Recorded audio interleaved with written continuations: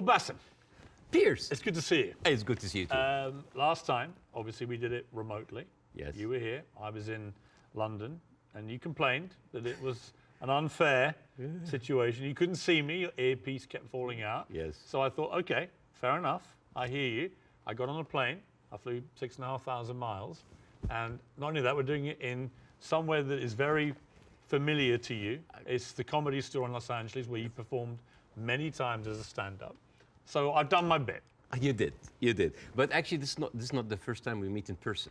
No. We did originally in London last year. And I know that many people are watching this for the first time. I would know this, but like I would really love to tell the story of that moment because I was having a tour in the UK and Europe, and I was doing my English stand-up.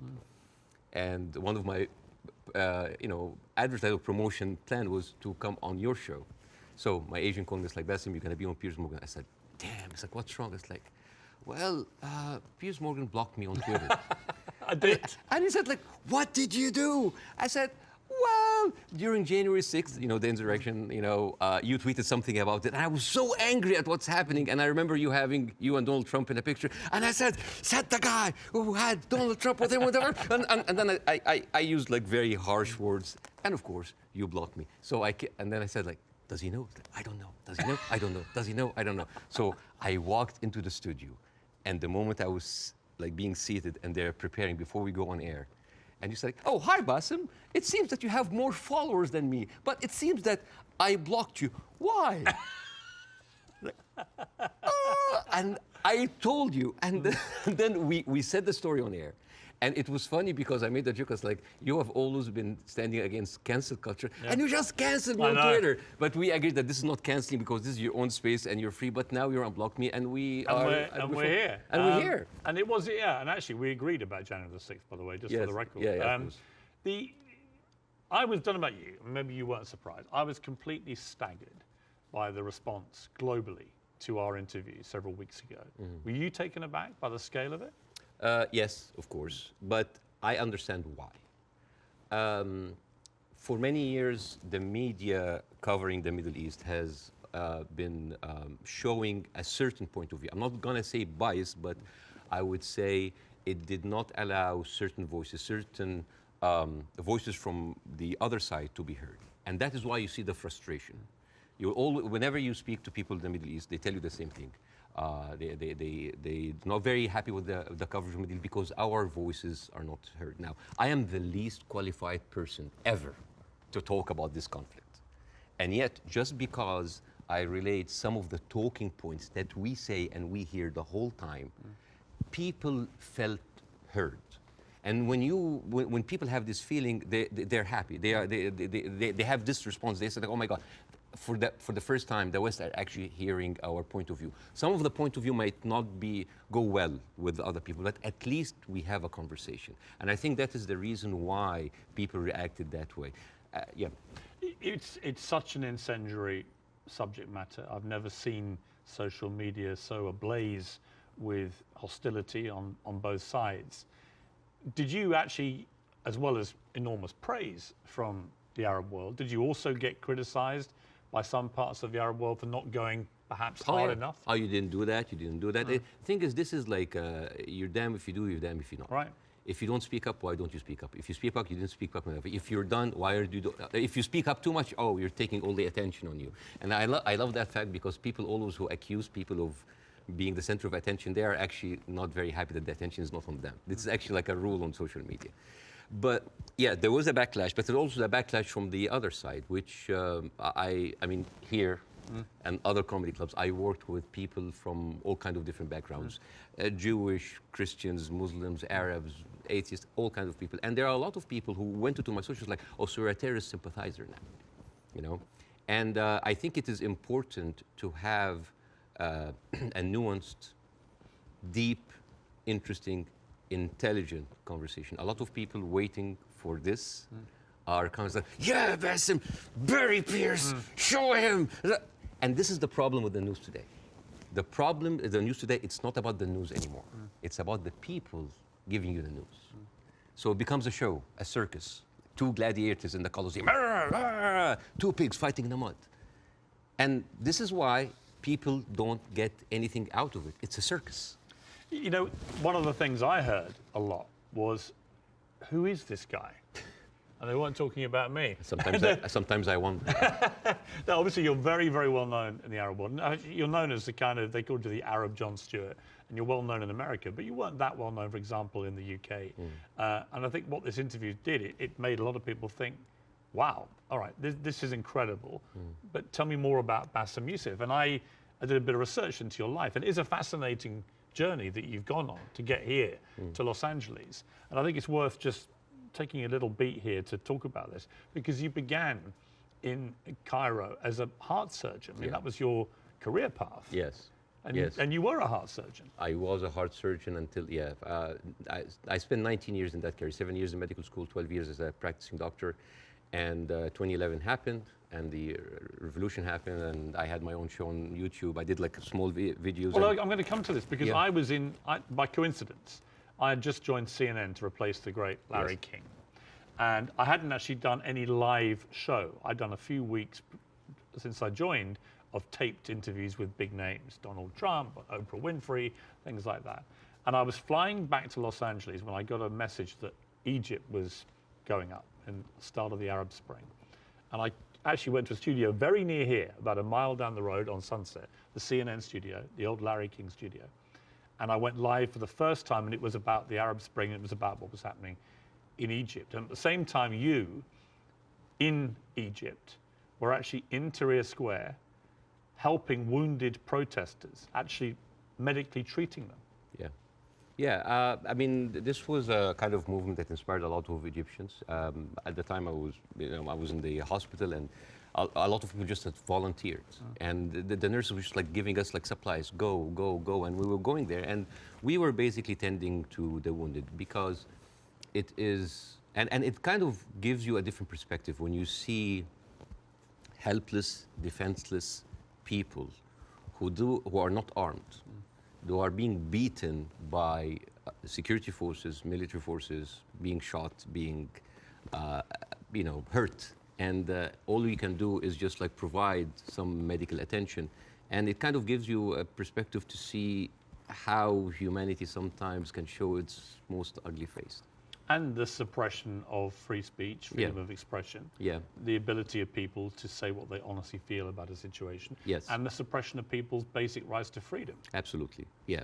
And that kind of like taught me a lot, and inspired me to do the show.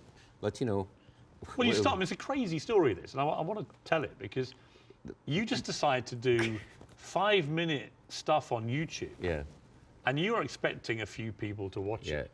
And then literally it just flies, and suddenly you're getting millions of people watching this. And very quickly, one of the big networks comes in, and then you're suddenly doing this stuff for 30 to 40 million people. Like a third of the entire population of Egypt is tuning in to watch it. You're the biggest star of Egyptian television. Oh, please.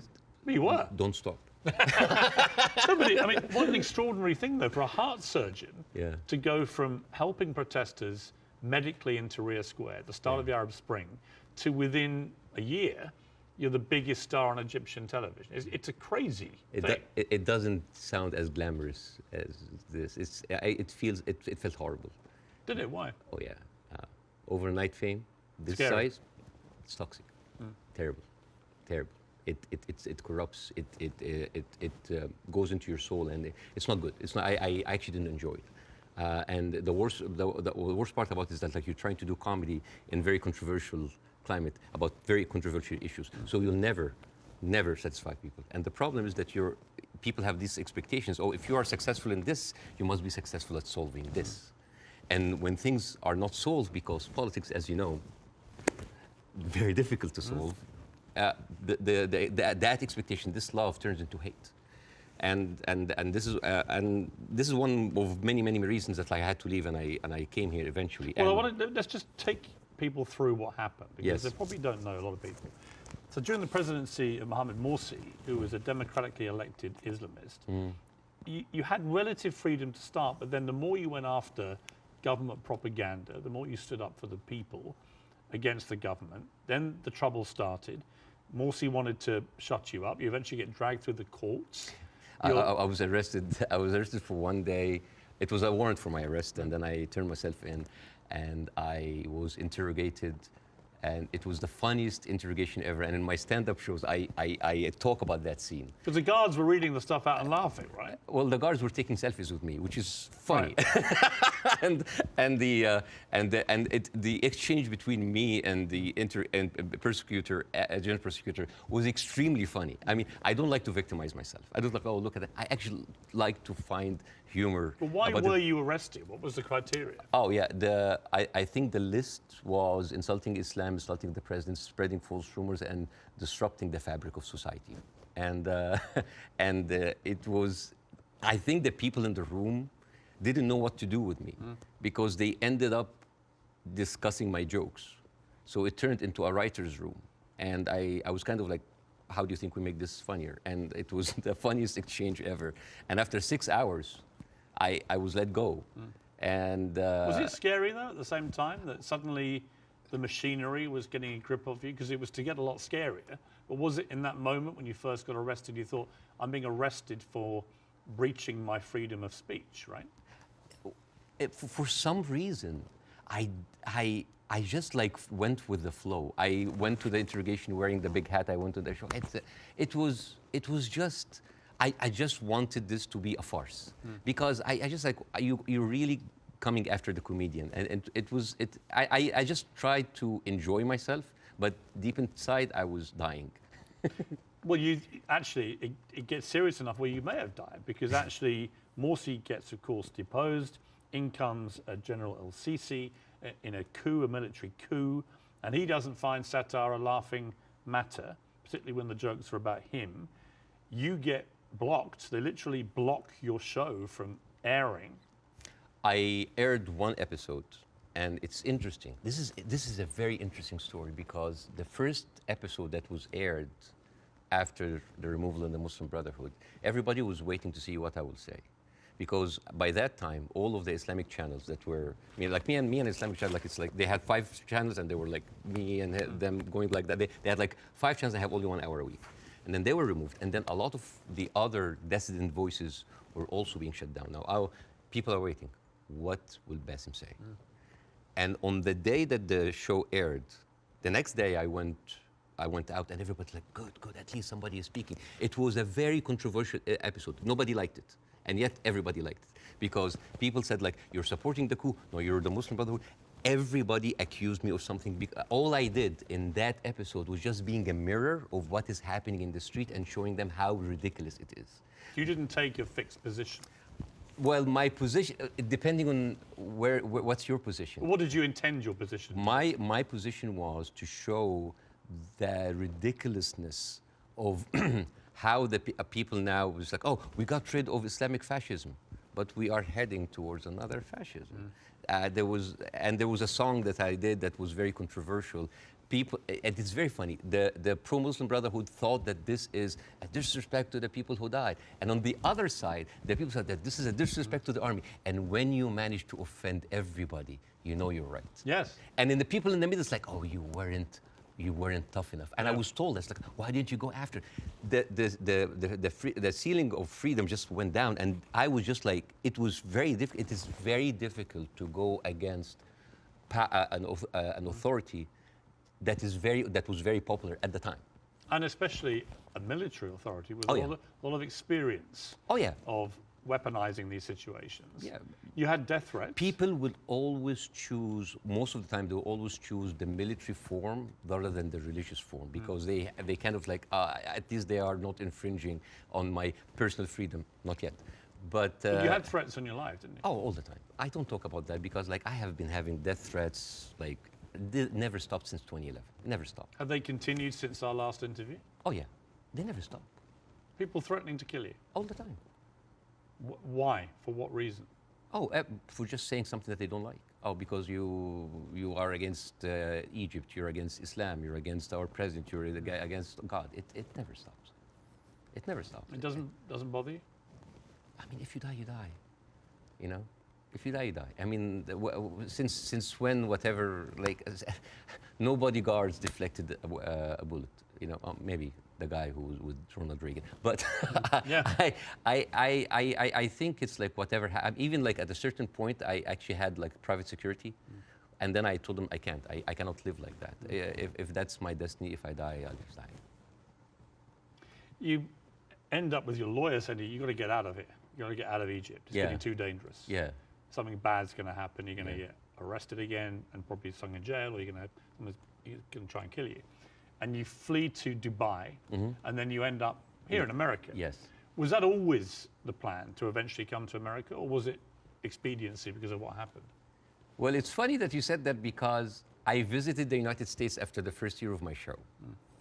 And a doctor that's there, an Egyptian doctor has been there for a while. I said, listen, Bassem, you are very visible in the media, and I think you can use that to apply for a green card as a special talent. And I did.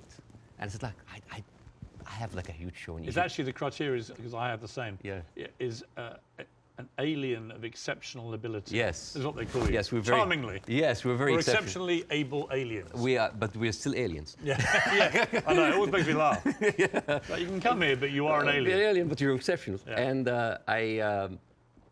I just applied for it, and I got it. I got the time 100 that helped both from my application. I said, maybe I'm not going to use it. And then when that happens, the green card came handy. So a lot of people think that I'm here on asylum. I'm not. It was just a strike of luck. You now do stand-up. You've done it for 5 years. And fascinatingly, you do some of it for an Arab audience. You have a whole show in Arabic and an English-speaking version. Yes. And they're probably very different, right? Totally because different. Different sensibilities, different humor, different crowds, different expectation. Yes. Well, when the Arab audience come to my show, they expect that's going to be another version of my show that I did in Egypt. And I said, no, it's my personal story. And that when the Arabs come to my English shows, like they think it's like an English version of the show. It's like, no, it's a different story. Even then, this weekend, right before I met you, because of our interview, I sold out Arizona. Really? Yes. And I stood, and the first thing I said, like, who here came because of the Piers Morgan show? I was like, I was like, boy, you're gonna be disappointed because this is not about that. But isn't that amazing? I mean, that shows the power of that interview. Yeah. Resonating even in Arizona here. Amazing. Yeah, because I don't want to succeed just because of a trending moment of time. It is the same show that I've been working and perfecting, and like any stand-up comedian in the United States, your dream is what? Is to sell your special to platforms like Netflix or HBO, and you want to get there. Because for me, that was like a rebirth. Because I thought like everything was lost. I came here, I had nothing. As first 3-4 years, it was terrible. The first 2 years I was doing stand-up. Oh, I bombed hard. And I went home crying. I said, like, I'm not gonna make it. And then suddenly I have already a tour. I mean, even before our show, I already had a set tour. And now I'm having like this ability of like talking to people with different languages, talking to all these different languages. The show that I did in Arizona had an incredible mix of Arabs and Americans. Amazing. And they came here and they completely, and there a lot of them came, they were Palestinians. And they came with like the Palestinian flags and the keffiyeh, and they thought, it's like, guys, it's like the way, laughter, being good at your job is in its way a way of resistance.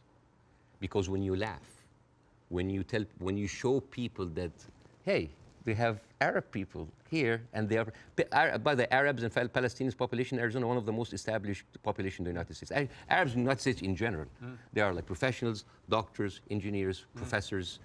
Even the Uber drivers, they are probably were like an engineer or someone very established there, but he had to have like a step down in order to come here and survive. So, I mean, we hardly come find like illegal aliens here or people like came in that were not qualified. So, and this is the problem this is why the reason people were very happy of our interview, because because part of the hate on both sides is that we see the news from a different perspective. And people here see the news from another perspective. And everybody's like, why are those people reacting like this? Because they don't see what the other person sees. And I hope in that interview that we can bridge that gap. Yes. Before we end, can I Yes. show? Okay, so this is a gift from me and my wife. This is olive oil from the West Bank. Ah? Whenever I go to Jordan a lot, but my wife also ask for the oil from the West Bank. It's very good. It is the best oil ever. And the thing is, the olive trees, they survive up to 600 years. And they are passed from one generation to the other. And it is like a family heritage. And the way that you do it, so this is za'atar. Za'atar is basically thyme, and you add to it sesame and a bunch of herbs. And the way that you eat that, you take like a piece of bread. We don't have to do it now, maybe at the end of the interview. Yeah, we'll do it, yeah. And you soak it a little bit in the oil, and then you take the za'atar. And I'll demonstrate here. Chuk, chuk, chuk. And then here. I love it. Well, I love Arabic food. So at the end of the interview, you're leaving with this oil. So I it's will yours. take that. It's yours, that. Well, Yeah. thank you. And it's very kind of your wife. Thank you. Thank you very much for me. Well, I'm the one who bought it, but it's okay. Obviously, you started the last interview with, I mean, I would argue savagely dark humour involving your wife. How you've been trying to kill her, and she was using your kids as human shields and stuff. And I'll be honest And I'm with you. still trying to. But you know what? When I failed, you know what I did? I went out to the house and I just like randomly slapped other neighbors. So, it's interesting. By mistake. Now, this time I'm ready for you, okay? This time I'm ready for the humour. Oh, you're ready, okay. No, but it's interesting because last time I was very taken aback. And I remember thinking, as you were doing this right off the top, I remember feeling very uncomfortable, unusually uncomfortable, and thinking I didn't know how to react to that. I didn't know whether I was supposed to laugh or be silent, and I sort of ended up sort of slightly grimacing, half laugh and listening. And then I realized it was very powerful what you were doing. It was satirical, but it was savagely satirical and extremely effective. And that's why I think the interview did so well. But I'm not going to pretend that I found it easy to listen to it or to react to it, because I didn't. You know why? Because all I did was just take the talking points that's been in the media, not just for after October 7th, all through the conflict. It's always like, we need to kill it. All right. You need to kill 5? No, kill 10. You need to kill some? No, kill all. This is what satire does. It take reality, flip it on its head, exaggerate it, and then you can see how sometimes very uncomfortable and even sometimes stupid that sounds. Because I was just reacting to whatever the media is telling me. It's like, oh yeah, okay, let's do it. There's no pushback. So suddenly, the person who's proposing the most extreme measures is like, oh, we'll take it, oh no, that's too much. So that was like a very simple technique. I just took the talking point and just exaggerated. It was devastatingly effective, I thought. Yeah. First, before we go any further, how is your wife's family? Because she is half Palestinian. Yeah. Are they okay? They're good. They're good. They are safe for now. Yeah. As like that last week, there was no internet, as you have. Yes. You know, I saw you tweet at the IDF. It's like, how can they know? You know how many views that tweet's had? Nearly 40 million. Yeah. Me just saying, how are they going to see this message if you've cut the internet off? Yeah. I'm wondering if the IDF's like, why aren't the Palestinians liking my tweet? Because they don't see it. Right. No, but I thought that was a perfectly correct assessment of it. Yeah. But the reaction to that tweet I did was enormous, as everything is in this thing. And I had a lot of people say, finally, Piers, you get it, right? Finally, you get it. And I wanted to say, listen, I'm trying to reach a place where I get this, but it's an incredibly complicated issue for someone who is not Arabic or Jewish to poke their head into. And I've had to cover it as a journalist for a long, long time. I think I said to you before that I was editor of the Daily Mirror in England when we opposed the Iraq War, for example. So, you know, I have taken stands on this thing. On this one, I find, I'm going to be completely straight with you. I discussed this with Jordan Peterson this week, and he did a pretty incendiary tweet in which he said, give them hell, Netanyahu, enough is enough. And he was actually very self-reflective about that in the interview we did this week, where he later issued a 20-minute video, because he said sometimes a one-line tweet can be unnecessarily inflammatory to people. Much better to take time to explain it. Here's where I've got to with this conflict now. I viewed what happened on October the 7th as an absolutely appalling atrocity, a terror attack of unimaginable horror. And I absolutely think that Israel has a right to defend itself from the people who committed it, Hamas. And I've questioned for the last 3-4 weeks, what is a proportionate response? And I have said repeatedly, I don't know the answer. I want people who have a view to have a view about that. And I'll ask you again, about where you think we are with this. I also acknowledge that Hamas live amongst civilian population in Gaza, and therefore if you do what the Israelis are currently doing, which is a ground offensive into Gaza, a lot of civilians are going to get killed. And at what point does that become disproportionate or even illegal? And I don't know the answers to those questions. And I have a moral quandary because my instinct is to say that Israel has no choice but to respond to what happened in a very forceful manner. I understand why they want to eliminate Hamas altogether. I understand that if they feel they can, then perhaps we can move to a two-state solution or peace or whatever it may be, although I don't think Netanyahu will ever be the person to do that. But the moral question for me is, at what point does this become disproportionate? And when you see thousands of children being killed in Gaza, it fills me with utter horror. And then people say, well, do you condemn it? And I find it very easy to condemn Israel turning off the water, Israel turning off the power. I think it's ridiculous that Israel should have that power over millions of people who are not part of their country. I think it's terrible what's happening in the West Bank with the settlers. I think that the stuff there is completely easy to condemn. But can I, hand on heart, condemn Israel trying to destroy Hamas after what they did on October the 7th? That is where I'm struggling to find myself saying I condemn it, because I believe that they are right to try and destroy Hamas. Now, what do you feel about my moral quandary? Well, there's a lot of points, very lot, and I think this will kind of like lay the ground rules for that interview. There is a whole thing about like, is the right to defend itself, the condemnation. First of all, let's start with condemnation. Yes. You want my opinion? Yes.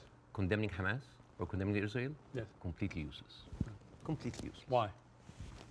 I condemn Hamas, you condemn Israel, interview is over. What happened? Nothing. It is just checkpoint, like morality checkpoints. But I've interviewed a lot of pro-Palestinians, for example, some of whom will immediately say, I unreservedly condemn the terror attacks of October the 7th, and then go on to criticize Israel. And I think that's it's a position I can completely respect. Yeah. But I find it much harder to respect a pro-Palestinian guest on my show if they simply resolutely refuse to say that they can condemn the terror attacks. Yes. I find that less worthy of respect. But you see, this is the problem with the news. We go into the circular motion of the same answer. One thing that I have noticed, not just on the coverage of these events, the events before and before and before, every time this starts, people say, we don't know what's happening. It's a very complicated situation. Right. What is happening now? And for me, as a viewer, if a conflict that's been there for 75 years and the media with all this technology has been covering it and we hear the same exact words, we don't know what's happening. It's complicated. It's a very complex, that is a failure of the media apparatus. That is the failure to themselves and for the audience, because why every time this happens, it seems like it is happening from point zero. And I think to help understand that, I will get to the October 7th. I will get to the condemnation. I will get to the self-defense.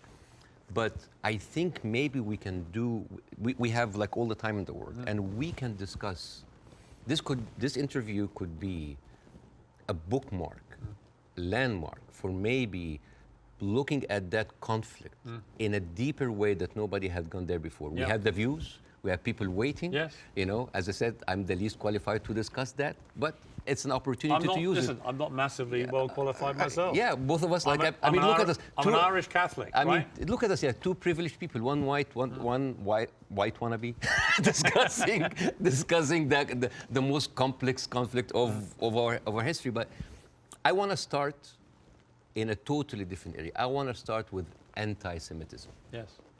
I think it's an important issue. Yes. I think there is a rise of anti-Semitism in the world, and I think this is very dangerous. And I, as a Muslim who has been through events where there were terrorist attacks somewhere, and that reflects on us, I can completely feel that. Since what happened, I had text message from the Jewish friends, are you okay? Are your wife's family okay? And I was texting them, are you okay? And I think it is very important to agree on the language, because the word anti-Semite has been used and abused, and most of the time not for the good interest of the Jewish people. Because the first 2 days of the coverage, I watched the news, and there was a lot of protest that was led by Jewish Voice for Peace, and they were led by people who opposed the Israeli attack on the civilians. And I remember quite well, many of the Republican representatives in Congress came out and they were calling these the global intifada, the global jihad. I love it when they say jihad. They sound like a horse. Jihad. It's very funny. Or they say, like, these are, and I quote, Iranian-backed jihadists. And I said, wait a minute, but most of those people are Jewish. Those people who took over the Capitol, the same people who took over Central Station in New York, which is known as the biggest civil disobedience event in America in the last 2 decades, they were all Jewish. And then I find Nikki Haley saying anti-Zionism equals anti-Semitism. And then I remember, it's like, oh, Jewish people in America are saddened by the fact that they are not citizens of America or citizens of the world, but they are citizens of Israel, and they have to back Israel in whatever they do. And these are not my words; these are the words of Jon Stewart. He went out and he said, it's very, very important to divide these two. And what is very, very interesting. Would you compare that on that specific point to the way that people try and say all Palestinians are responsible and accountable for what Hamas do? Yes, yeah. In other words, I think you can be very critical of Israeli government and their policies and Benjamin Netanyahu and the politicians, but that doesn't mean that you have to take that criticism to innocent Israelis who may have exactly the same criticism themselves. And this is why it is very important to have these kind of discussions, because the saddest thing that I saw is the people that were in so much support of Israel are anti-Semite themselves. MTG, Marjorie Taylor Greene, you know, she said, like, oh, I send my aides, and they took pictures of the protesters. Basically, she's surveilling protesters. And Marjorie Taylor Greene is very known for a very famous post in 2018 where she blamed the California wildfires on a Jewish space laser gun. Do you remember that? Do you remember that? And so it's like, oh, they were burned because Jewish investors, Rothschild and Feinstein, anything that ends with Stein, because that's, of course, sounds Jewish, they put a satellite and shooting laser beams to... And not just her. You have Steve Skoulas, thank you so much.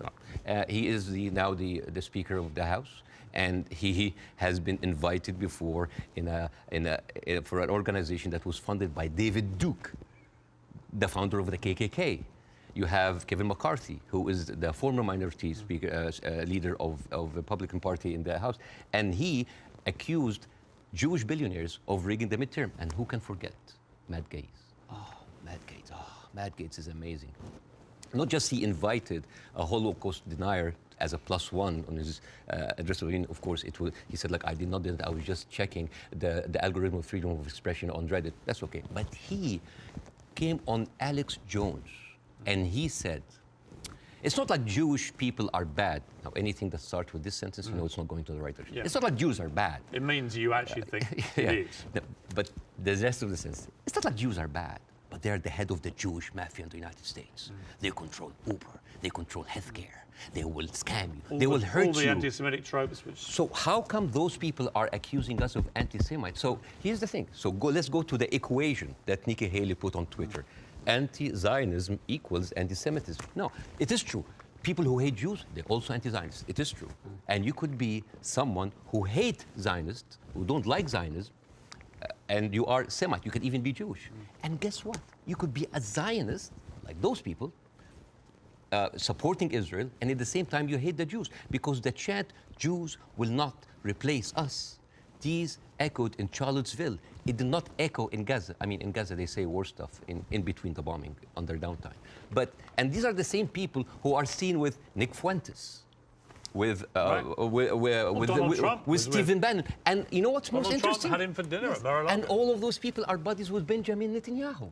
So how does this work? How does this work? And you know the people who speak against this, like Jon Stewart, like Bernie Sanders, like Naomi Klein, what do they call these people? What do they call them? Self-hating Jews. And you know what else now they call them? They call them capos. Capos. You know what's capos? Capos, basically these were the Jewish inmate in Auschwitz that were forced by the Nazis to stand as guards on their own inmates.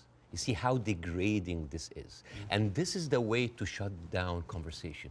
Anti-Semite, Islamophobe, you hate America, you hate the military, you hate Egypt, war on Christmas. This is how you shut an environment that does not allow disagreement is not an environment made for growth. It's an environment made for control. Let me ask you this.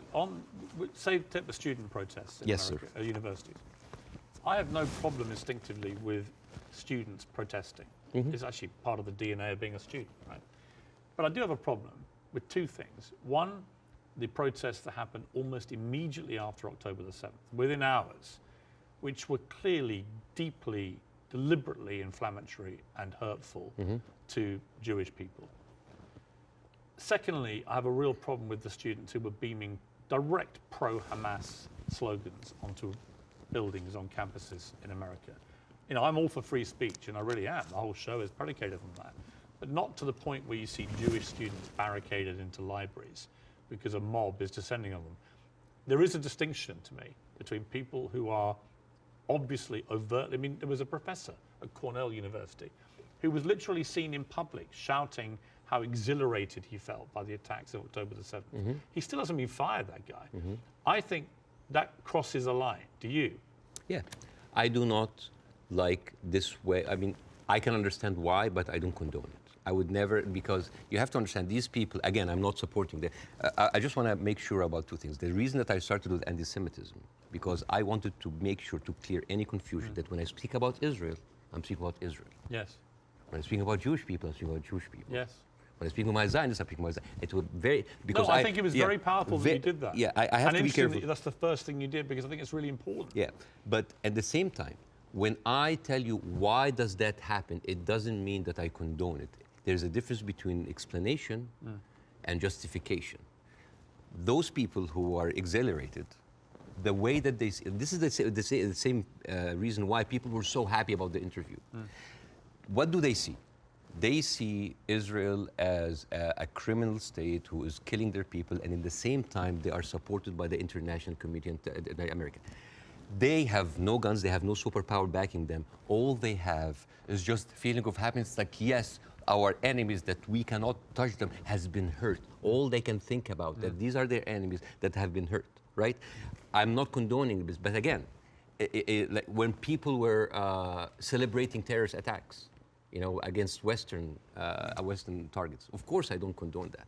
But why? Because those people has been, from a very young age, what have they seen? They're not being heard by the media. The plight and the suffering of their brothers in Israel, in Palestine, in the Arab world are not being heard. People in Iraq, you know, like when America and Britain invaded Iraq, right? What the Arabs saw? It's like two superpowers are coming in on just regular people.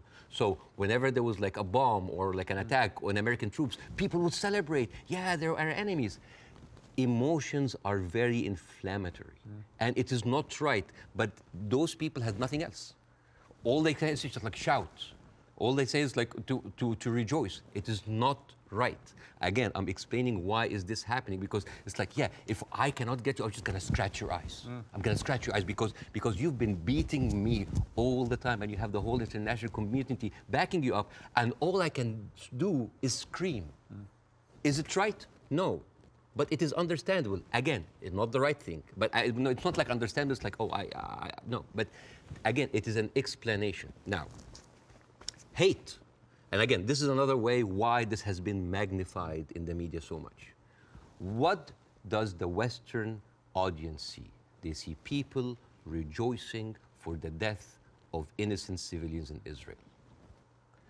This is what have the Arabs seen for years on the Arab world. For example, if you look up Sidrot Cinema, this is in 2014 when Israel was bombing Gaza as usual, And the Israelis in the Sidrot, the kibbutz or the settlement, they went on a hill and they had popcorn and they had drinks and they were like watching the show and they were cheering with every rocket coming down. This is what we see.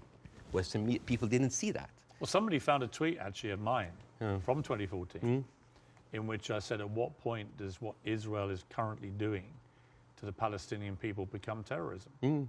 And because I've always said, you know, I've spoken about this a lot over the years, and I've always tried to be extremely fair-minded, albeit nobody really wants you to be fair-minded. They want you to take a side. But that was clear that my thinking back then was that they were absolutely overstepping the mark. Absolutely. But again, to the point of rejoicing. No, I know what you mean. Yeah, but like if you, for example, Google the wedding of hate. This is like a Jewish wedding in Israel where they were celebrating the arsons and the burning of Palestinians. To be clear, I've seen lots of videos. No, but like, I'm not talking to you, Piers. No, I know. I'm talking to the Western audience because I want to see, like, I want to say, like, this is what they see. I mean, for example, there is a very famous video for Samuel Abu Za'anin, who is like a young kid that he was shot point blank by an Israeli soldier, and he was not allowed to have any medical attention. And as his dead body was being put into the ambulance, the Jewish settlers were cheering. So for an Arab audience, this is what we see every day. So when they see, oh, we heard them back, we heard their people like they heard back, it is not right. But this is what hate does. It escalates, it feeds each other. Radicalism feeds it. It is terrible, and it is just like a vicious circle. So I would like to do something that is very interesting tonight. I want, when I invited Jon Stewart to my show, as much of like a reception that if you see on the YouTube, people just like, we had to cut the 5-minute standing ovation for broadcast. People were on their feet for 5 minutes. They could not believe it. I remember Jon Stewart telling me I could never imagine that a Jewish guy from New Jersey would have that kind of reception in Cairo. And yet, on the internet, people who were, what? You brought a Jew on your show? Why you are with a Jew? Yes, hate is there. Yes. So, and the thing is, like, why we do not see each other, people in the Middle East, people in the West, that we do not put ourselves in each other's shoes. And I want to do something very interesting today. I want to give, I like telling stories. And I'm going to tell you a very nice story. Tell away. This is the story, surprise, surprise, of the suffering and the plight of the Jewish people. And I want to say that because it is very interesting when you see the trauma and the suffering that the people on the other side went through, you might understand why they're coming so. So this is, see this? This is a map of all of the history of the expulsion of the Jews in Europe. They've been like, I have never seen a minority being kicked around this much, right? And of course, this comes back to the, you know, the whole idea about the original sin, that you have betrayed Jesus Christ. The blood of Jesus is on your hand. And then comes the 11th century. At that time, Jewish people were not allowed to own land. They were just peasants. Even some of the professions were not even allowed to participate in. But they were allowed to do one thing, usury, money lending, because it was prohibited by the Catholic Church to engage into that. So what happens when you work in money? You get richer, right? And those Jews lived in ghettos. Now, ghettos was not just like isolated neighborhoods in cities. Sometimes ghettos were outside the city. This is like how isolated they were. And in those ghettos, they have to pay gold to the mayor or the governor or the prince or the noble. So they would see, you're getting richer. I need more taxes. So they pay tax. What happens when you have a business and they increase your rent? You increase your service, increase the taxes. So what happened? The Christians started to default. And suddenly, the image of the greedy Jew was created. Shylock, merchant of Venice. If it will feed nothing else, it will feed my revenge. You know, like never did I see a creature like, you know, I can't remember that. Never did I saw like a creature that looked like a man so keen and greedy. Confound of a man.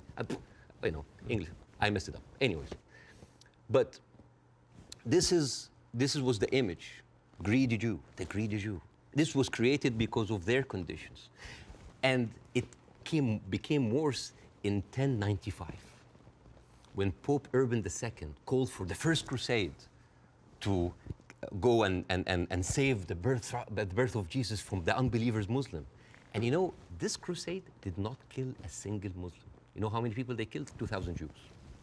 Because it's like, wait, the non-believers are all over there. Why? So they went to it's called the Crusades of the Rhineland. So they went to the Jewish community because, hey, we own the money, so let's kill them better than paying them. And then came the plague. And then all of the things like, oh, they're killing babies, who would do that to a baby, you know? And they accused them of poisoning the well. This was the kind of oppression that the Jewish people went through. Fast forward 19th century, there was like the Eastern Jew in Ukraine and Russia, and there was the Western Jews in Europe. Those people in the Eastern Jews had to immigrate because there were pogroms and they were like, you know, kicked out. And at a certain point, the people in the West, especially in England, it's like, there are too many Jews. We need a solution. A solution for what? For the Jewish problem. So it's like we need to get rid of them. And you know what? Palestine was not even on the A list. Palestine was on the B list because England proposed 6,000 square miles in Uganda for the Jews, 1903. And the reason why Palestine was not on the list, that it was objected by a lot of rabbis that said, like, it's a promised land, but only when the Messiah comes. But there were other options, Argentina, South Africa, Uganda, Madagascar. And eventually, they said, all right, let's do Palestine. So they went to Palestine in 1914. There was 700,000 people living in Palestine, 3% were Jewish. 1917, Balfour Declaration. Arthur Balfour, he called the Jewish people in England that they are alien and hostile race. And the thing is, the only Jewish member of the parliament, of the English parliament, Lord Montague, he objects, like, these are British citizens, we should not kick them out. So they pushed them, but it was not going fast enough. Came the Nazis. And then it was not about the solution anymore. It was the end losing, the final solution by Hitler, because he needed an answer for the Jewish question, the Judefrage. And then, as you see, the Holocaust happened, the most orchestrated, industrialized, horrible genocide in our modern time. 6 million Jews died. So it accelerated, and they went. First of all, they left Eastern Europe, and they went to West Europe, and went to America, and they were turned down, and they were pushed towards Palestine. So by 1948, right before the declaration of the State of Israel, there were 2 million people living there. Only 30% of them was Jews. So the whole idea of like a land without a people to a people without a land was a marketing thing. They were already Palestinians. So suddenly, from our perspective, the Jewish problem is not a Jewish problem, is not a Middle Eastern problem, is not an Arab problem, it is a European problem. It was pushed on us together with the guilt because now we are the anti-Semite. Now we are the Jewish hater. And not just that, they took land. So people look at this like, why are we even, we had a lot of refugees coming in. And during that, there was a lot of, as you know, Zionist militia, the Aragon, the Haganah, all of these people were killing Palestinians. The famous massacre of Deir Yassin. You're talking about the atrocities of October 7th, it's horrible. But in the Arab mind, there is Deir Yassin, where there is an incredible movie called Tantoura, Tantoura, where the Israeli members of those militias, they talk about the atrocities that they did, including opening up the pregnant women's bellies and having bets if the boy inside is a boy or a girl. It is one of the most horrific, and they talk about it, some talk about with regret, and some talk about with pleasure. We did that, right? So you have even King David. I think your Prime Minister, Mr. Sunak, was there. And if I was British, I would question this. Because as you know, King David was bombed by the Aragon militias. 91 British soldiers died. I don't know, if I was British, how come my Prime Minister would have the nerve to stay in that hotel? I mean, you know, the ghost of the 91 British soldiers, that must be haunting for them, you see?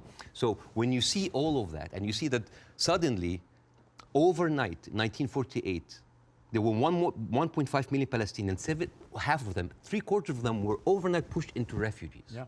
And this is why it's called the Nakba, the catastrophe. So now we have all of this building up into the minds. And suddenly this was like a conflict, a hate, a problem that we didn't have to do anything with. This was basically pushed on us by the Europeans. You see? So this is why it is important to say that. And I'm not saying that just like, oh, let's wipe out the state of Israel, let's like push them in the sea. No, but it's important when you talk about the conflict, that you talk about the root causes. right? No, there was like a vibrant Palestinian culture happening over there. And right now they are erasing this culture. Suddenly I'm thinking of like Israeli feta cheese, Israeli hummus. Oh, that's an insult. Israeli hummus. Come on. I mean, take the land, but leave the hummus, man. I mean, come on. I mean, that's not fair. You are someone who's always spoken against culture, cancel culture. Right now, a whole culture is cancelled. Let me ask you this. Jonathan Friedland is a top Jewish journalist for the Guardian newspaper. He wrote a very interesting column last week in which he said, at the root of all this, you could argue you have two sets of people with just cause, and they believe passionately in their just cause. And he was sort of advising people not to take sides unless you really understand the history. Would you agree with that? Would you agree that both sides have legitimate just cause? Not with the methodology that's taken place, and you've given an extremely detailed analysis of the build-up to what happened in 48. To me, it's pretty clear 700, 800,000 Palestinians were displaced from their homes, and it should never have happened. And that has been absolutely, I think, the root cause for so much resentment. But can you, at the heart of this debate, agree with Jonathan that you could argue there's just cause on both sides? There is a cause on both sides, but I'm walking on a tightrope here because I'm not a Palestinian. Yeah. But from the Palestinian point of view, there's a lot of people. I mean, there are 2.2 million people living in Gaza. There are 3.5 million people living in the West Bank. There is 350,000 people living in East Jerusalem, and there is like 6 or 7 million people living outside. Those people, the Palestinians that were pushed out, they do not have the right to go back. Right now, if you meet Palestinians, you'll see them wearing a necklace with a key. That key is their house that they were kicked out from in Yafa and Haifa. You know, like my wife's family comes from Ramla, which is 50 miles from Gaza.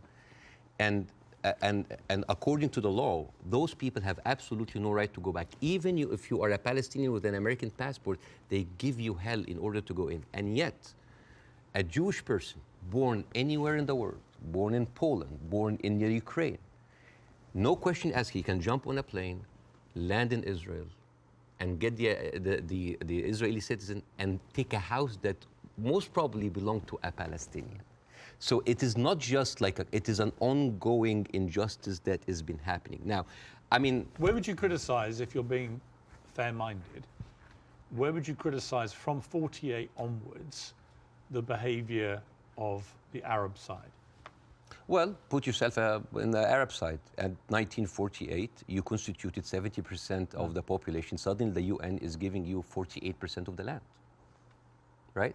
Not just that, I mean, the Arab regimes, because they did terribly, and see, this is the thing, like, Arab nationalism at the height of these people feed on each other. You know, because it's very, very important to have a problem. Oh, it's Israel, and for Israel, oh, it's the Palestinian. It's a very good distraction. I mean, sometimes I feel that like the Palestinian cause is very useful for both sides to stay there as attention because it's always a way to reflect.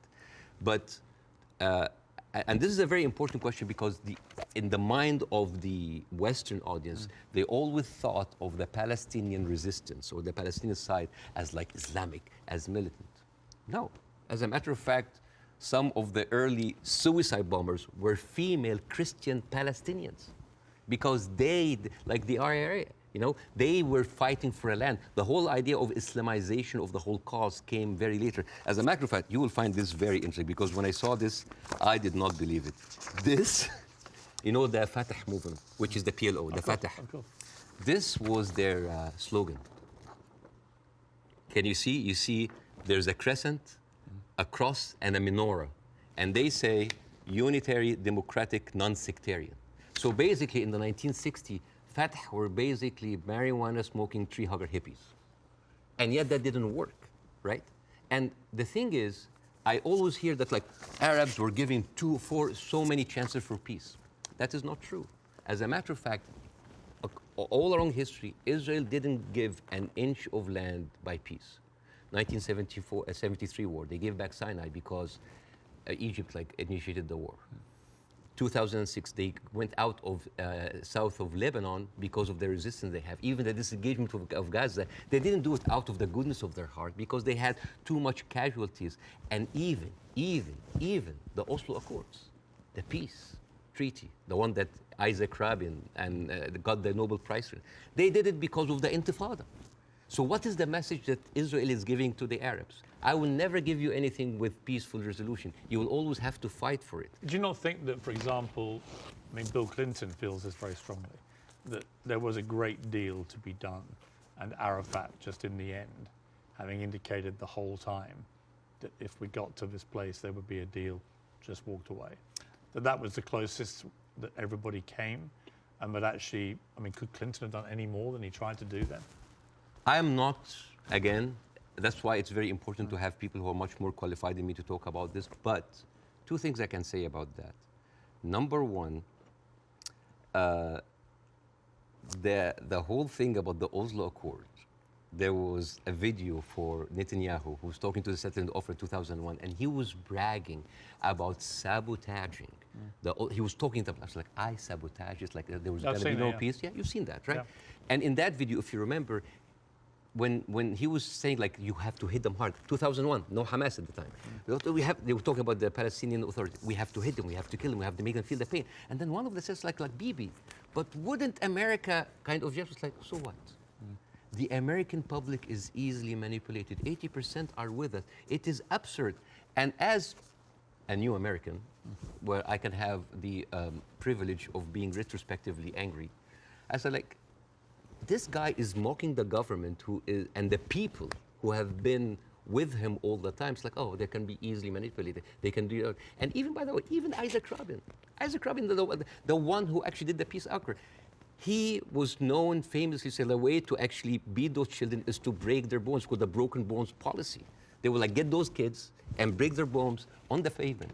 So this has, the whole idea about like Israel wanted peace and Arabs only wanted to fight is a very, very bad representation. I actually think as it's gone on, the genuine will on both sides for peace has not existed. No.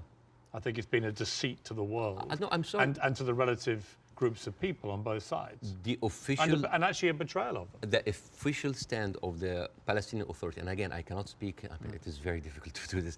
The official stand of the Palestinian Authority is that we are just happy with 22% of the land. Just give us like that. Yes, there are people that dissent, but the thing is, you cannot just say, okay, let's talk about peace.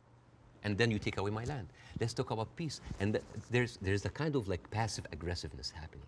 Oh, let's talk about it, but I'm going to build settlements. I'm going to suffocate your cities and your villages. See, I think that has been incredibly inflammatory. Yes. Worsening the situation.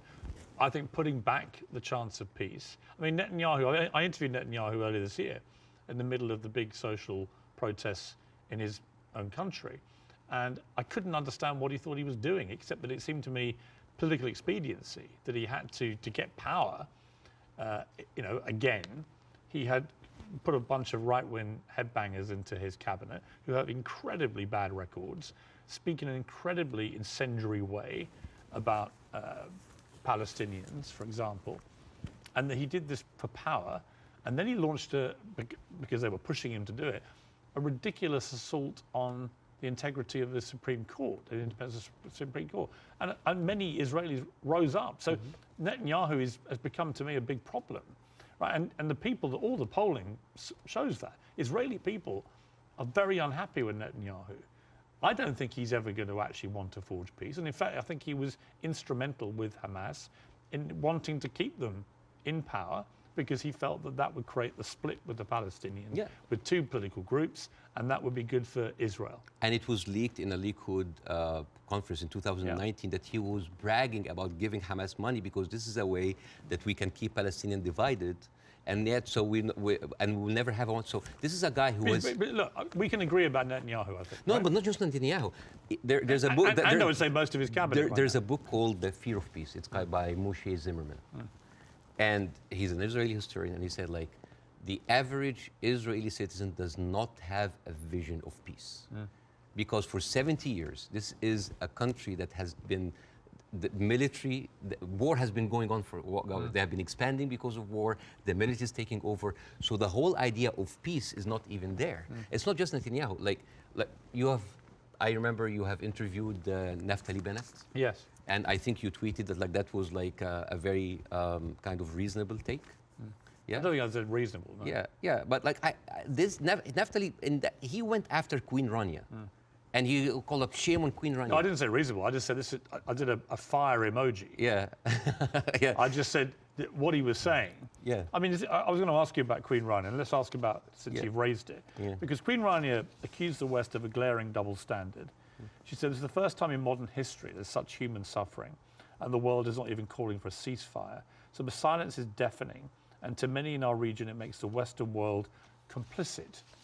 Now, other people said, well, okay, if you feel that strongly, why aren't you taking in any Palestinians? Why is Egypt not taking Palestinians? Why does the Arab world want to constantly attack Israel without actually offering any place to go for the Palestinians? And what do you say to that? That is exactly what Israel wants. And that is exactly what might actually starts Third War III. This is the war solution. These are Palestinians. These are their lands. And then suddenly take them. Why? So they've been basically kicked around from their homes. And now another country should take them? You see what will happen? Imagine this. Now.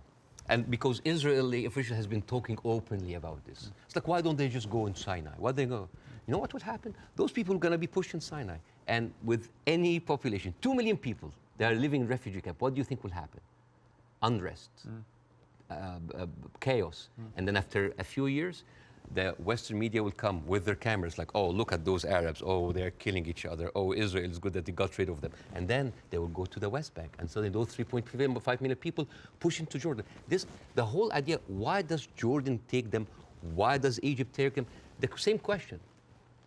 Europe has 44 countries. Why don't they take Israel? America has 50 states. Why don't they give them Florida? I mean, we seem to complain about Florida the whole time. Why don't they just like give Israel? The whole idea was like, oh, you're Arabs, you're all the same. No. Because what will happen then? So Israel will move into Jordan? That's like, oh, Saudi, why don't you take the Jordanian? So this is not a solution. This is not a solution. Bassem, I hear you. I'm not taking a position either way. Let me ask you directly. But I want to say something about what Queen Rania said. Okay. The whole idea about like the West. Yeah. I think that in 3 weeks, Israel morally corrupted the West like no other. I think the West will have a lot of time to recover because for years, the West has been telling us, oh, look, we're liberal. We're all about human rights. All are equal. Adopt our values. And then suddenly, well, you don't want to even to cease. We don't want to even tell Israel to stop. And suddenly we woke up and we found McDonald's are giving free meals to the Israeli because like nothing will make you feel better after killing a bunch of Palestinian kids than a happy meal. So let me ask you this. They have a toy. So this brings me to Hamas, okay? So what Israel will say, because they say it to me every time they come on the program, whoever from Ehud Barak to Naftali Bennett, whoever it may be, they say, look, we suffered such a catastrophic terror attack on October the 7th that we have decided we are going to get rid of Hamas. There are 40,000 or so Hamas terrorists in their eyes who need to be got rid of. And I do believe they're terrorists. Only terrorists can commit the kind of act of terrorism we saw. So can we, on that point, can we agree on that? Do you believe Hamas is a terror group? It is classified by America as I'm not a big fan of Hamas, and they are a militant group. That does like stuff that... Are they terrorists, do you think? Yeah. Cool. Okay. So we agree on this. So you have 40,000 of them living in Gaza amongst the civilian population. If Israel has decided to eliminate a terror group, Hamas, as the world did with ISIS, for example, and I think there are a lot of parallels given the way they behaved on October the 7th to ISIS, how do you do it? How do you do it if you don't do it the way Israel is currently trying to do it? Exactly not the way that Israel does it, because if you have one of the most advanced military powers in the world, and it takes you 3 weeks, 9,000 Palestinian civilian death, 21,000 injured. As we are talking right now, Israel just bombed Jabalia, which is a known refugee camp. This is not self-defense. You know, like one of the most questions, like, does Israel have the right to defend itself? This is a no-value question. This is a no-value question. Well, I would ask a different point. I would say, not only do they have a right to defend themselves, which every country would after a terror attack, right? But they actually have a duty and responsibility to their population to try and stop that happening again to them. They've been doing... And I do understand, and I agree with that. Yeah, but here's the thing. If it takes you all of that time, all of these civilians, to take out a few hundred guerrilla fighters... We don't know how many of the people... A few thousand. We don't know. It doesn't matter. Yeah, but Bassem, you don't know and I don't know. We don't know, but right? like... We don't even know if the casualty numbers are correct because they're all coming from Hamas. And we should, and we should believe Israel? No, not necessarily, no. No, I don't believe either side. But here's my problem with Israel. But here's my point. I don't think we should assume that we know these statistics are correct. I don't think we should assume we know exactly how many children are being killed. We do know a lot have been killed, so the moral argument remains the same. But we don't know how many Hamas terrorists have been killed in the last 3 weeks. We just don't know, do we? So basically, we're dealing with a very incompetent military force that has been sucking America dry for years, and then they cannot do the job. But how else do they get rid of Hamas? Not like that. How do they do it? I don't know, but not like that, because they've been trying. But you've got to have another. They have. First of all, I'm not a military expert. Second of all, they've been trying the same thing for years. They go in. This is not an eye for an eye anymore. This is an eye, a limb, a life, a house, a neighborhood, a whole population for an eye. They don't sit. I mean, your friend Ben Shapiro that you particularly despise. Oh, I love Ben Shapiro. He's very smart. Oh, yeah, but you've been very critical. I mean, that's fair enough. I'm sure he would be of you. But when I asked him about proportion, he said I don't care about a proportionate response. So let's kill civilians as Hamas did this, so we are going to get rid of Hamas. But it's not in his eyes. It wasn't eye for an eye, tooth for a tooth. It was this group of terrorists did this, and we are now going to rid the world of these terrorists. And this is very important to look at things in context. When you see how Israelis talk inside their community, there was a very famous post by Uriel Eritzol. He is the speechwriter of Netanyahu. He said, "What is so horrific about understanding that the whole Palestinian people are our enemies? All of them are enemy combatants. We should kill them, kill their mother, destroy their homes, the homes that they raised those snakes, so no snakes will be raised in this house anymore." And this was reposted by Ali Chaket, which is the minister of, wait for it, justice. It's not about Hamas anymore. It is not about Hamas. They can tell you it's about Hamas, but it's not about Hamas. It is basically, they have said it many times, Piers. This is a way to kind of push them into Sinai. This is not about eradicating Hamas. This ship has sailed. I am sorry, but anybody who still believes that this is about Hamas is stupid, because they. See, I don't agree with that. Really? No, because I think. But why there? I tell you what, I don't agree. There are like 100 people killed in Gaza. Any country that suffered the kind of terror attack that Israel suffered, with the kind of death toll that occurred that day, 1,500 plus people, grandmothers, kids, young women being raped, kidnapped, beheaded, it's been reported, and so on. Well, you can raise an eyebrow. I mean, they found a young woman's skull, right? But what about the babies that were beheaded? Well, there was a report, and you and I had this discussion on air. You falsely quoted me, and I wanted to clarify that with you in person. You thought I'd said that 40 babies had been beheaded. So what did you say? I never said that. What did you say? I said it's been reported that 40 babies were killed, some of whom had been beheaded. That's what I said. Yeah. Totally different. Yeah. There's a very different. Well, it is different. Yes. Do you accept it? English is a second language, so they're different things. Of course, yes. Between saying 40 babies have been beheaded and 40 babies have been reported to have been killed, including some. So where are those beheaded babies? Well, apparently journalists are being shown utterly horrific footage. This comes to a very important question about credibility. Again, I'm not condoning what happened in October, but I'm not a journalist. But as a journalist, wouldn't you take anything that an authority would say with a grain of thought? Yes. Especially if this authority have a long history of lying. And I'm just going to give a few examples. 1996, they bombed Kana. It's a refugee camp. They killed 106 people. And despite that they knew it's a refugee camp. They said, oh, maybe it's a one-time off. 2006, they bombed Kana again.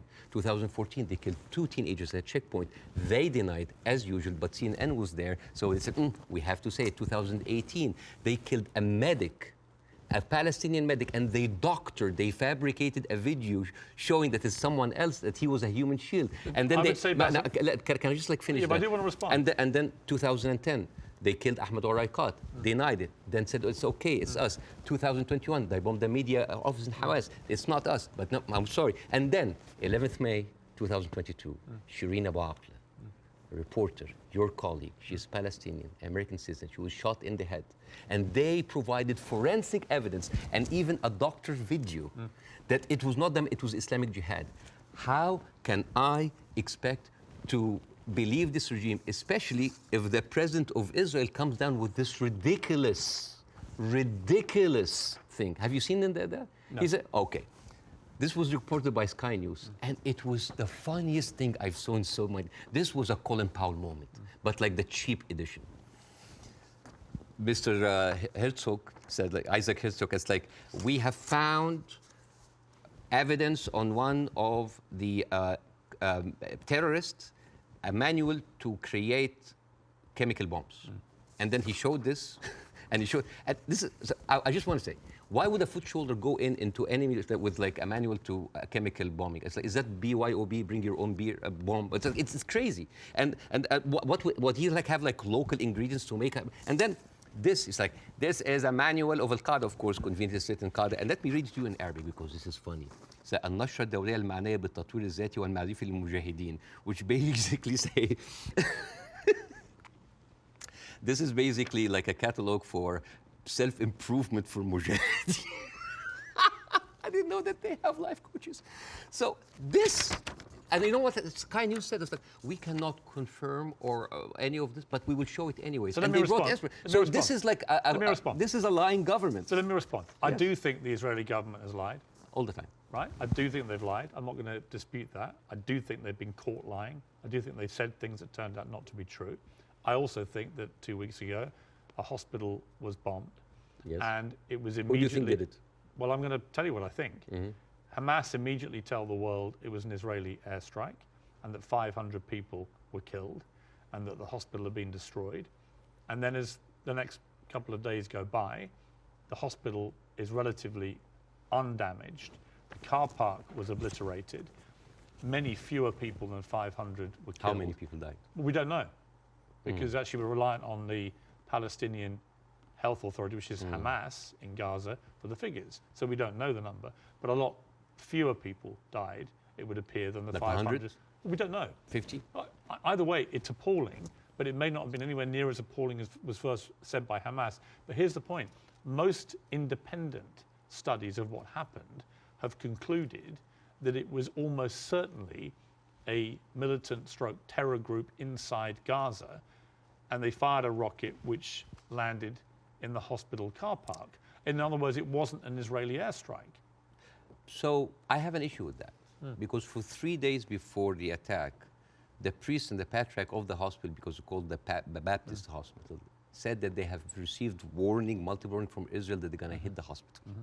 And then at the time of the hit of the hospital, one of the top aides of Netanyahu, he tweeted about like, we hit the hospital, and then he deleted it, and then basically like Israel gaslighted the world. But It was not us. But that's why I said most independent. No, that's not true. New York Times actually like just published something to prove that it was shot from Israel. And the thing is, No, okay, they didn't though. Okay, numbers. They didn't. Numbers. Bassem, that's not true. Okay. The New York Times has not reported that it was Israel. No, they said They haven't. okay. That's not true. Over 10 years, Hamas launched 35,000 rockets into Israel. And many failed. They killed 69 people. And 25% military, only part of them were civilians. So over 10 years of 35,000 rockets, they killed 69 people. But in one strike, you want to tell me that these glorified firecrackers caused that kind of damage? Yes, it looks like they did, yeah. Okay. Yeah. And actually, it wasn't the damage that was reported by Hamas, who wanted people to believe it was an Israeli airstrike. So my point would be, I'm happy to concede that Israel government has lied about stuff over the years. But I'm absolutely certain as well that Hamas lie all the time. Why are we holding a militant... I believe, from all I've read, I believe they lied about the hospital. Why are we holding the militant terrorist group to the same standards as the best because and only because they happen democracy to be in the Middle East? They happen to be the ruling party in Gaza. So they're not just a terror group, they are a political group as well, political party. Okay. Well, they are. So the question again comes to this, and so far you've ducked it, so I want to ask you one more time.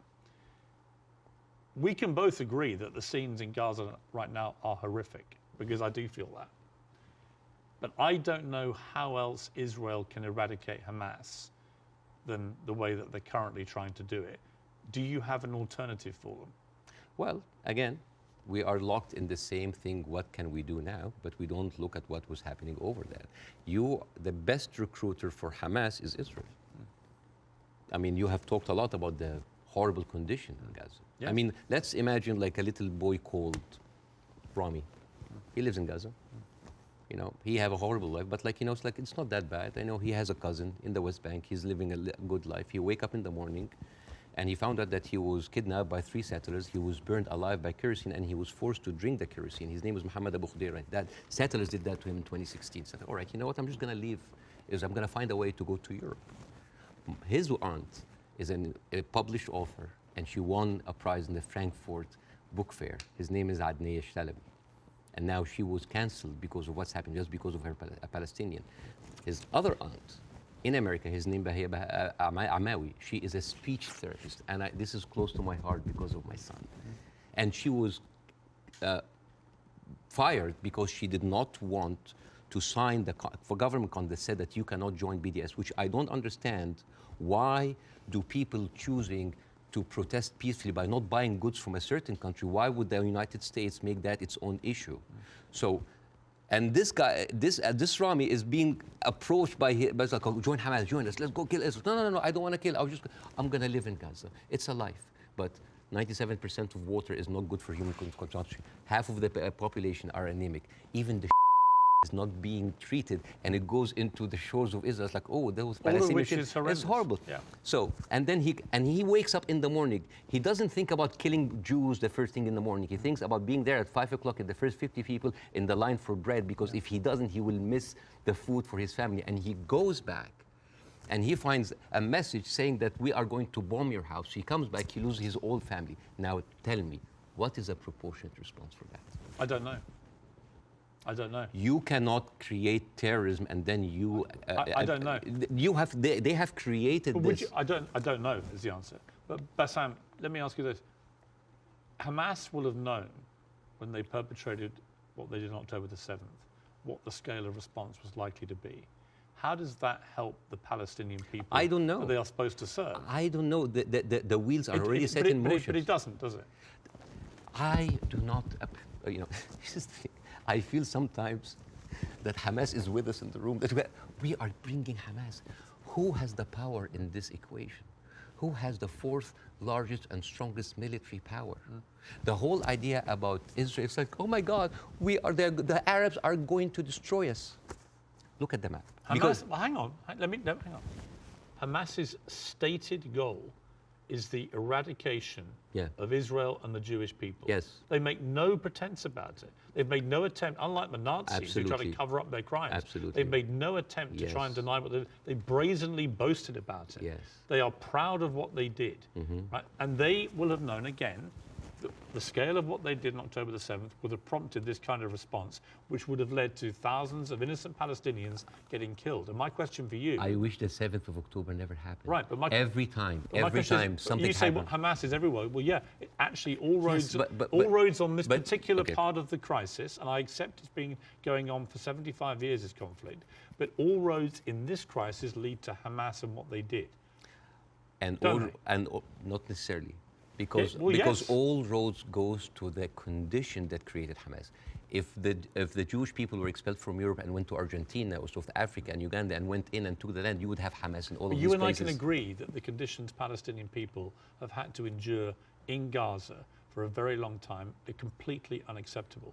I think it's completely unacceptable that Israel has wielded such control over the people of Gaza, working out who can come in and who can go out, turning on and off water and power on a whim, turning off the internet on and off at a whim, all that kind of stuff I can completely agree with. But given that I think we agree Hamas are a terror group. Okay, let's say... Let me finish my question. Given that we agree that Hamas is a terror organization who have a publicly stated position of annihilating not just Israel, but Jewish people, and as we saw on October the 7th, they mean it. If you are Israel, what do you do to get rid of those people who have shown the world that's exactly what they will actually do if they get the chance? You know what I would do? I will give the Palestinians what they deserve. Terrorism is a virus. Yes, It's a virus. I agree. If a patient with a flu came to you and you're a doctor, how can you treat that patient? How do you treat it? As a doctor, how do you do? Well, you're the doctor. You give them nutrition, Yeah. fluids, Yeah. and rest. So the immunity of the body gets rid of the virus on its own. If I received that patient with a flu and I took a sledgehammer, it's like, why are you not getting better? Do you think that patient will get better? No. You are weakening him. You are making him worse. Israel did not just like weaken the body of Palestinians, making them unable to get rid of hate and radicalism. They have openly bolstered about helping and giving money to the same terrorist organization. So, I agree. I think Netanyahu is complicit in keeping Hamas in power because it suited him politically. yes, And I think you can't get away from that. yes. There's no question of that. But there's also no question that the Israeli government, led currently by him, has to stop Hamas from perpetrating another terror attack. And again, it comes down to this question. What do they do to get rid of Hamas if it's not what they're doing? I don't know. But like as an Israeli citizen listening to this, how come that my prime minister bragging about giving money to the terrorist group that he is using right now to eradicate a whole group of people and yet using them as an excuse? Isn't that weird? This is like but I can agree with this you is about like that. Tony Blair being like found like giving money to Al-Qaeda or ISIS and then going to fight them. How does this work? How does this work? I agree. How does this work? but listen, I agree with so you. yeah, it's a terrorist attack. And Israel is funding them. I mean, this is in the words of Benjamin. This is the thing about Benjamin Netanyahu. He brags about that stuff. So this is a circular question. Yeah, but yes, I agree with you. Hamas is to blame. Who created Hamas? Who's helping them? And who is allowing for an environment for that kind of hate and destruction of Jewish people to aspire? And the thing is, there's something very important to the Western audience here. They think that Israel is a small, tiny country between a hostile Arab countries. The biggest military power in the Arab world is Egypt. They have a peace treaty. Their neighbors, Jordan, they have a peace treaty. Saudi Arabia, Emirates, either like have like full relationship or like on the way of normalization. The only people that, even Syria is not like even like they didn't launch like a single bullet. The only two crutches that Israel has is like Hezbollah and Hamas. A few militant, thousands of militant. Syria, is that really formed an existential like threat, especially if I know that over 13 years, only 69 Israelis were killed? I would say. Is that would that really wipe out Israel? Is Israel that weak? I think if you have two groups of people who are ideologically wedded to your destruction as a state and as a populace, and you're constantly firing rockets, as Hamas have done for over a decade now, then that cannot be acceptable. You have to stop that, right? These are terrorists who've now shown on October the 7th their true colors. They don't just talk about wanting to kill all Jewish people. They are going to do it if they get the chance. So I don't believe Hamas can possibly stay in any position of authority in Gaza. I think that would be ruinous for not just the people of Gaza, but also for Israelis. So if you're going to get rid of them, which many people think on both sides is inevitable and should happen as a consequence of what they did, the big question is, how do you do that? And I don't know any other way other than the way Israel is currently doing. Hence my personal moral quandary about this. So if a terrorist takes over the Empire State, instead of taking him out, we bomb the whole Empire State? Well, that's the question, isn't it? Proportion. That is not even a question. Well, that was not even a question because that would be ridiculous. You talk about the normalization of the region.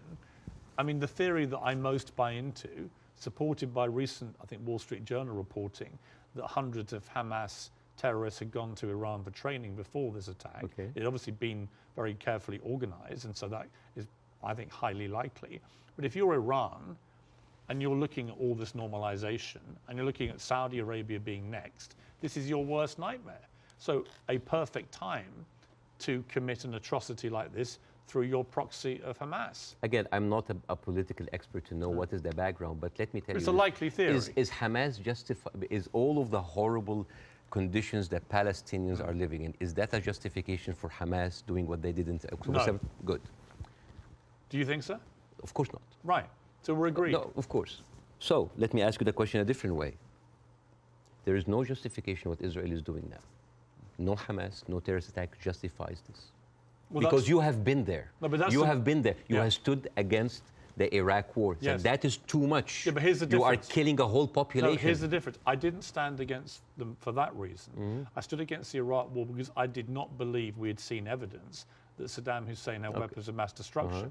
So we were fighting a war against a country and a despotic leader which had nothing to do with 9/11, as they were trying to claim. It was actually a lie perpetrated on the world, and the consequences were disastrous. 1 million people died.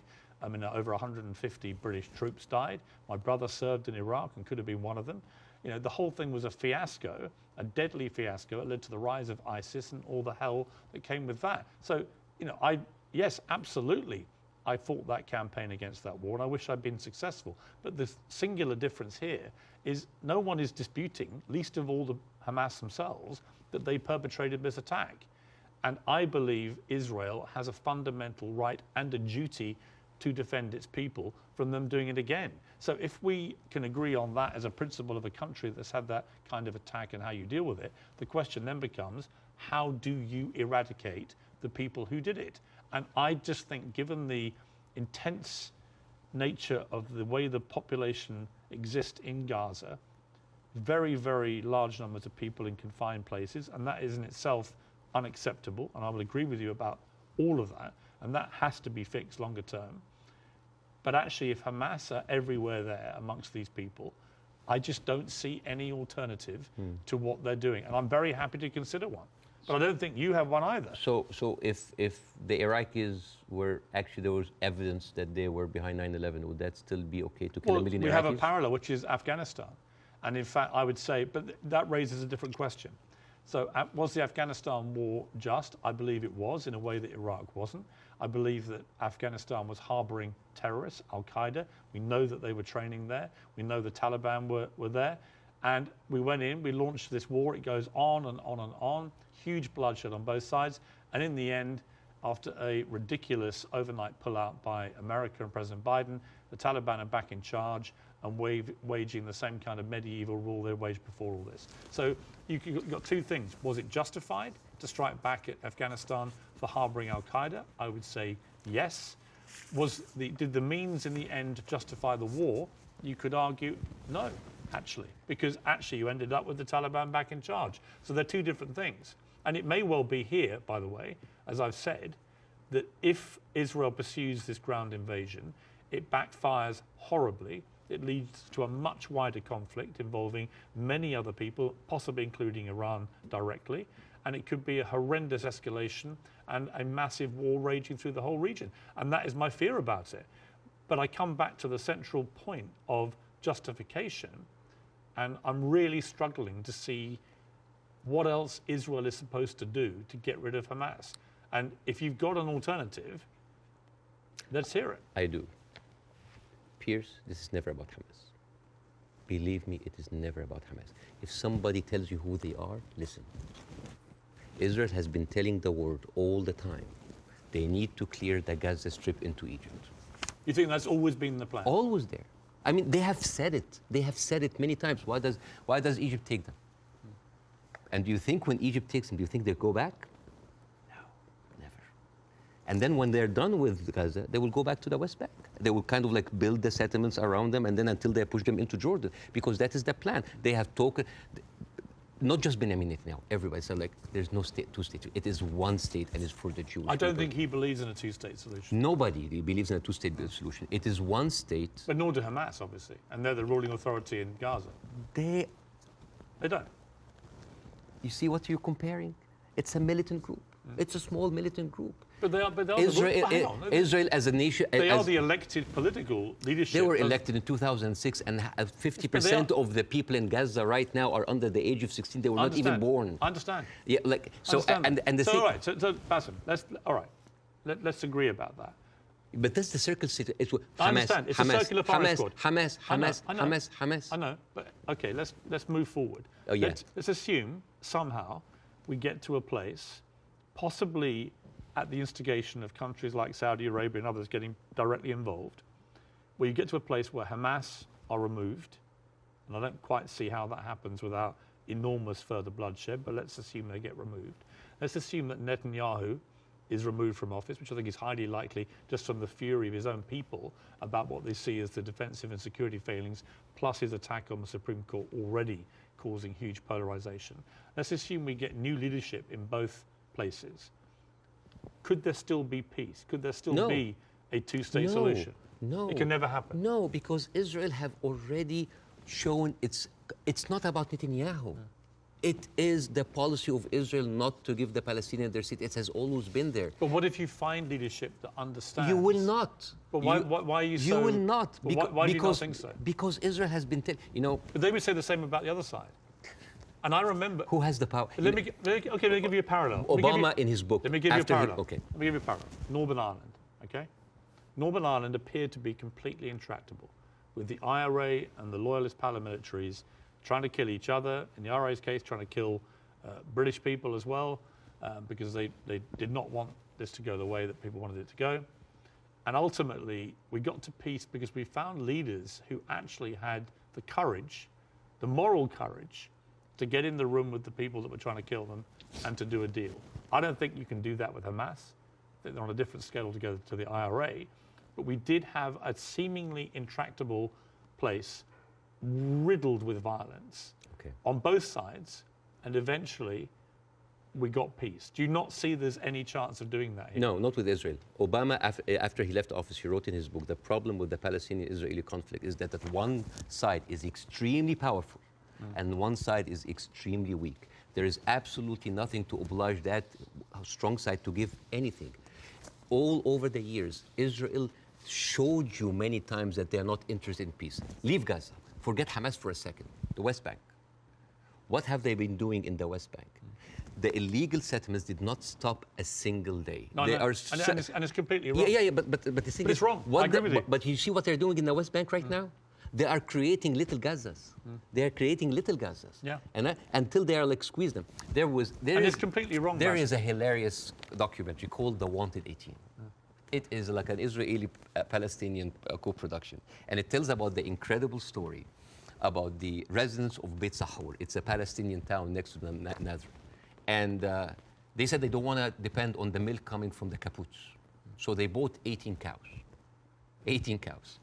And they didn't know how to milk the cows or have a cow farm. So they were like engineers and doctors. So they sent people to kind of like to learn how to do the farm. So they bought the cows and they started to produce milk and they started to sell the milk to the villages.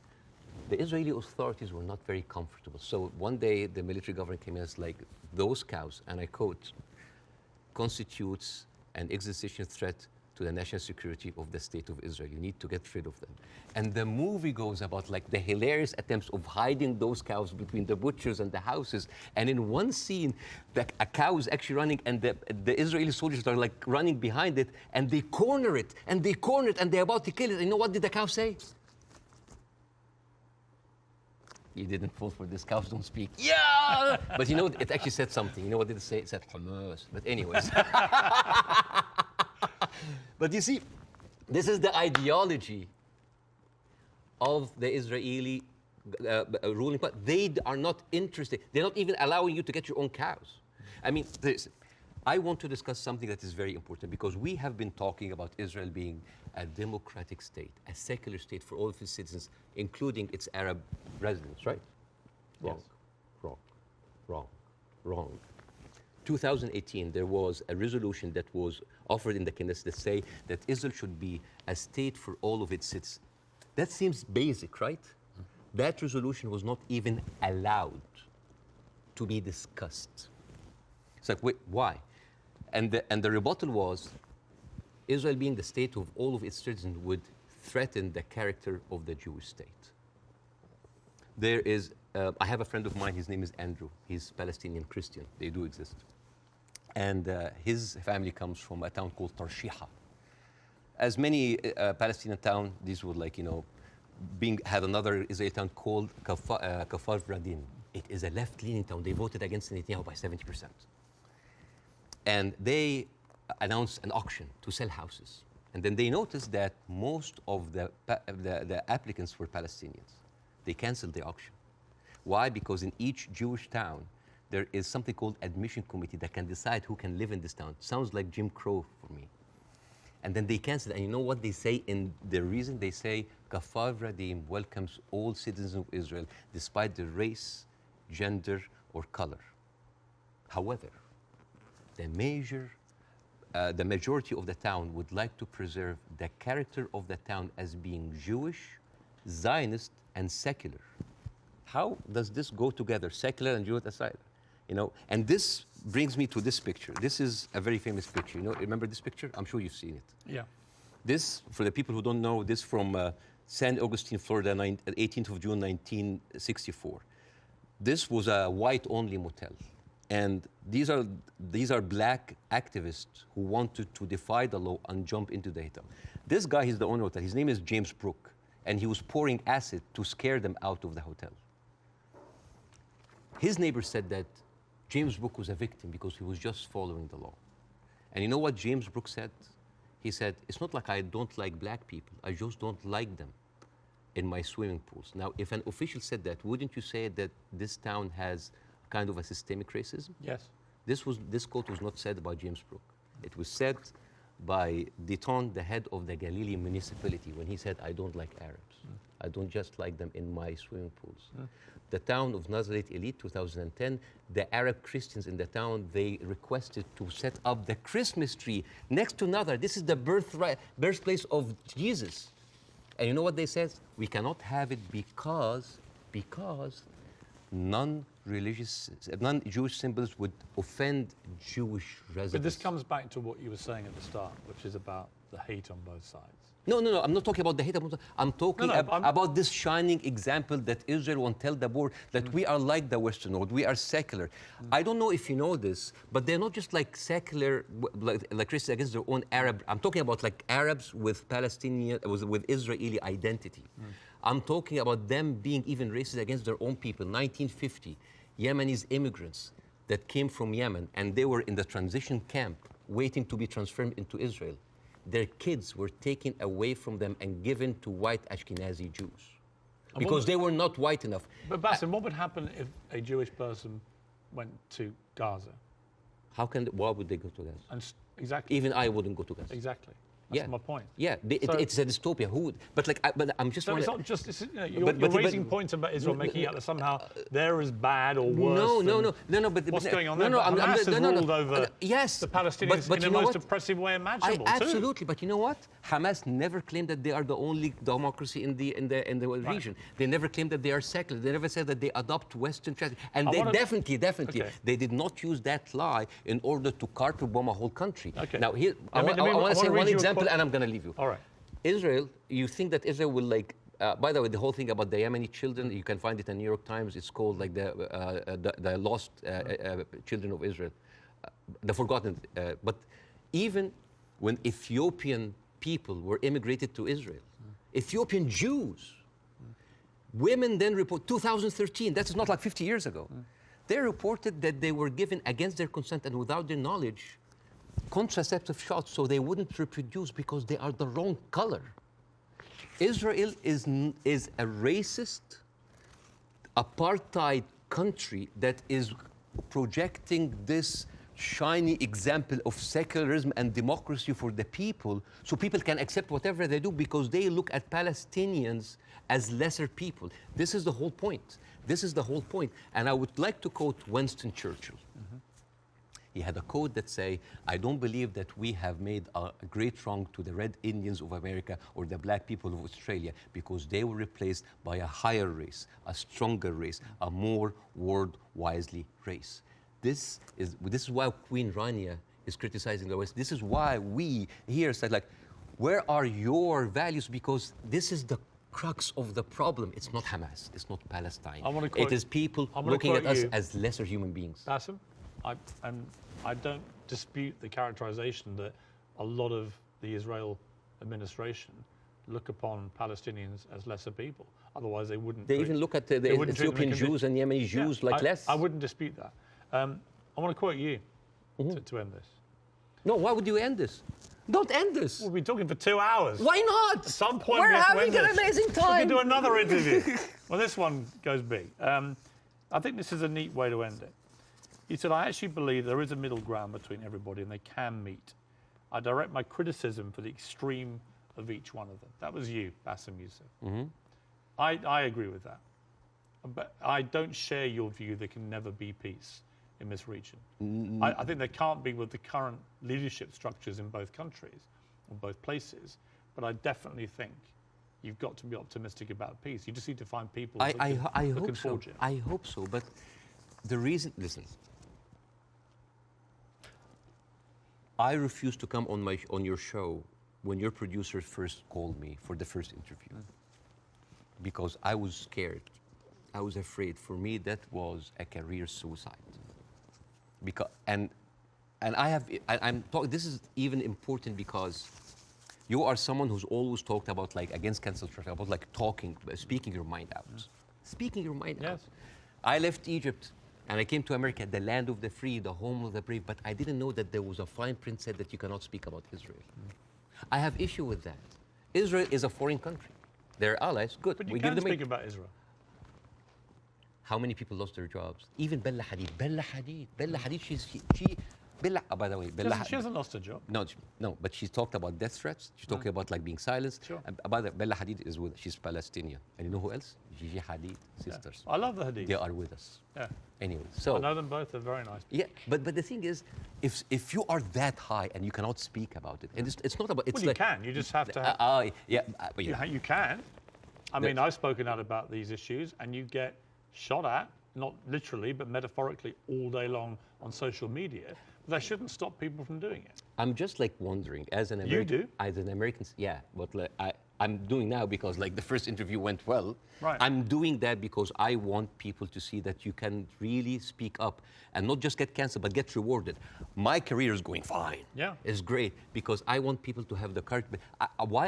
There should be no limits. I'm kind of like so confused as an American citizen why every American presidential candidate have to go and kiss the hand and bend the knees to AIPAC. This is a lobby that works for a foreign country interest. Why don't we have like a lobby for Saudi Arabia? It is they're giving us more money. You know the great thing? You can say that here.